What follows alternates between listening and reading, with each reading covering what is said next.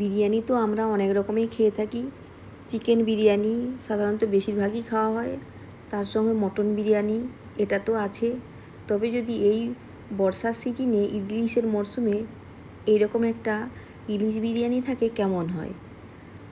দেখুন আজকে এই ইলিশ বিরিয়ানিটা কেমন সুন্দর হয়েছে। একদম আলুগুলো সুন্দর সেদ্ধ হয়ে গেছে, আর মাছও ভালো করে সেদ্ধ হয়েছে, আর বিরিয়ানিটা কেমন সুন্দর ঝরঝরেও হয়েছে। এরকম যদি একটা বিরিয়ানি থাকে তাহলে তো কিছুই লাগবে না। নমস্কার বন্ধুরা, নতুন একটি পর্ব দেখার জন্য সবাইকে স্বাগত জানাই। আজকে আমি ইলিশ মাছের বিরিয়ানি রান্না করে দেখাচ্ছি। আপনারা প্রথম থেকে শেষ পর্যন্ত দেখুন, ভালো লাগবে। এখানে আমি একটা ইলিশ মাছ নিয়েছি। ইলিশ মাছটাকে ভালো করে কেটে ধুয়ে পরিষ্কার করে নিয়েছি। এবার 500 গ্রামের মতো বাসমতি চাল নিয়েছি। এই চালটাকে আমি ভালো করে জল দিয়ে ধুয়ে নেব।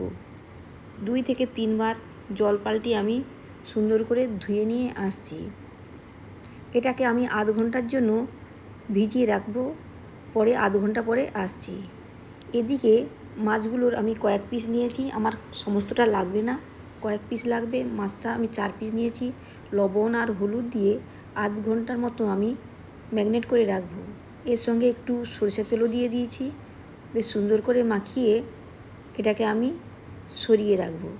যে সমস্ত বন্ধুরা আজকে প্রথম দেখছেন তারা চ্যানেলটি সাবস্ক্রাইব করে পাশে থাকবেন। পুরাতন বন্ধুরা একটা লাইক দিয়ে ভিডিওটি দেখতে থাকবেন। এদিকে আমি গোটা চারেক পেঁয়াজ নিয়ে সুন্দর করে কেটে নিয়েছি। এই পেঁয়াজ দিয়ে আমি বেরেস্তা করব। এগুলোকে সরিয়ে রাখলাম। একটা বাটি নিয়েছি, তাতে 3 চামচের মতো টক দই নিলাম হলুদ গুঁড়ো, লবণ, জিরের গুঁড়ো আর ধনিয়ার গুঁড়ো, একটু আদার গুঁড়ো, আর নিয়েছি একটু কাশ্মীরি লঙ্কার গুঁড়ো। এগুলোকে সুন্দর করে মাখিয়ে একটা সুন্দর পেস্ট বানিয়ে নেব। এদিকে আধ ঘন্টার মতো হয়ে গেছে। আমি একটা হাঁড়িতে কিছুটা পরিমাণ জল দিয়েছিলাম, জলটা সুন্দর গরম হয়ে গেছে।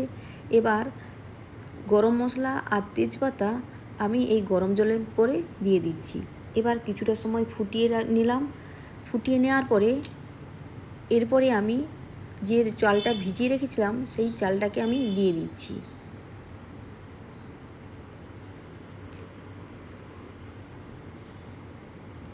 এইভাবে একবার বিরিয়ানি রান্না করে দেখবেন, দারুণ লাগে খেতে, দারুণ টেস্টি হয়েছিল।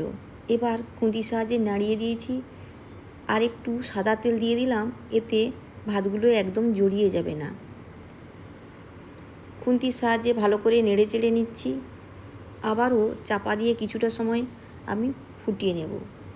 এবার একটা বাটি নিয়ে নিয়েছি, এতে কিছুটা গরম জল নিয়েছি। এবার এখানে কেশর দিয়ে দিলাম, এটাকে সরিয়ে রাখলাম। এদিকে দেখতে দেখতে আমার ভাতটাও 80% মতো সেদ্ধ হয়ে গেছে। এবার ভাতটাকে আমি একটা ছান্তার সাহায্যে ছেঁকে নিচ্ছি। এদিকে গরম দুধের উপরে আমি দিয়ে দিলাম কেওড়া জল, ওই 1 চামচের মতো, আর দিয়ে দিচ্ছি গোলাপ জল, সেটাও 1 চামচের মতো দিয়ে দিলাম, আর দিয়ে দিলাম কয়েক ফোঁটা আতর। এটা দিলেই বিরিয়ানির ফ্লেভারটা দারুণ আসে। এবার এটাকে রান্না করার জন্য আমি গ্যাসের কাছে চলে এলাম। কড়াইটা বসিয়েছিলাম, কড়াইটা বেশ গরম হয়ে গেছে। এতে দিয়ে দিলাম পরিমাণ মতো সরষের তেল। সরষের তেলটা দেওয়ার পরে এবার ম্যারিনেট করে রাখা মাছগুলোকে আমি একে একে দিয়ে দিচ্ছি। মাছগুলো দিয়ে আমি খুব বেশি লাল লাল করে ভাজবো না, হালকা করেই ভাজবো। আপনারা এটা কাঁচা মাছও করতে পারেন। এবার মাছটা ভালো করে ভাজা হয়ে গেছে। এবার মাছটাকে আমি তুলে নিচ্ছি। এর থেকে বেশি ভাজার দরকার নেই। এদিকে আমি 2টো আলু সেদ্ধ করে নিয়েছিলাম, 2টো আলু নেড়ে চেড়ে লাল লাল করে ভেজে নিয়েছি। এবার পেঁয়াজটাকে বেরেস্তার জন্য দিয়ে দিয়েছি। 3-4 মিনিট হাই ফ্লেমে আমি বেরেস্তা করে নিয়েছি। এবার কিছুটা গরম মশলা আমি ফোড়নে দিয়ে দিলাম, আর কিছুটা রসুন কুচিও দিয়ে দিয়েছি। এবার নেড়ে চেড়ে লাল লাল করে ভেজে নেওয়ার পরে যে পেস্টটা আমি বানিয়েছিলাম সেই পেস্টটাকে আমি দিয়ে দিচ্ছি। পেস্টটাকে দিয়ে ভালো করে আমি সুন্দর করে কষিয়ে নিয়েছি। এরপরে আমি কিছুটা পরিমাণ গরম জল দিয়ে দিলাম। এর সঙ্গে আমি দিয়ে দিলাম কিছুটা পরিমাণ বেরেস্তাটা দেওয়ার পরে যে দুধটা কেওড়া জল আতর মেশানো ছিল সেই জলটা আমি দিয়ে দিলাম। এরপরে কিছুটা সময় মাছটাকে দিয়ে ফুটিয়ে নিয়েছি, মাছটাকে তুলে নিলাম। আলুটাকে আমি দিয়ে কিছু সময় রান্না করার পর আলুটাকেও তুলে নিলাম, এতে কিন্তু আলুর ফ্লেভারটা ভালো আসবে। এবার উপর থেকে কিছুটা পরিমাণ ঝোল আমি তুলে নিচ্ছি। এবার গ্যাসের বান্নাটাকে অফ করে দিলাম। বিরিয়ানিটা আমি এই কড়াতেই তৈরি করব, সেই জন্য কিছুটা পরিমাণ ঘি ব্রাশ করে দিয়েছি। এবার আমি গ্রেভিটাকে দিয়ে আলুটাকে দিয়ে দিলাম। এরপরে আমি 1 লেয়ার ভাত দিয়ে দিচ্ছি। 1 লেয়ার ভাত দেওয়ার পরে আমি মাছগুলোকে সুন্দর করে সাজিয়ে দিচ্ছি। এরপরে আমি কিছুটা গ্রেভি দিয়ে দিলাম, আর দিয়ে দিলাম কিছুটা বেরেস্তা, আর দিয়ে দিলাম দুধ, আর কেশর ভিজানো জল, আর ঘি, কয়েকটা কাঁচা লঙ্কা। এরপরে আমি দ্বিতীয় লেয়ারের ভাতগুলো দিয়ে দিলাম।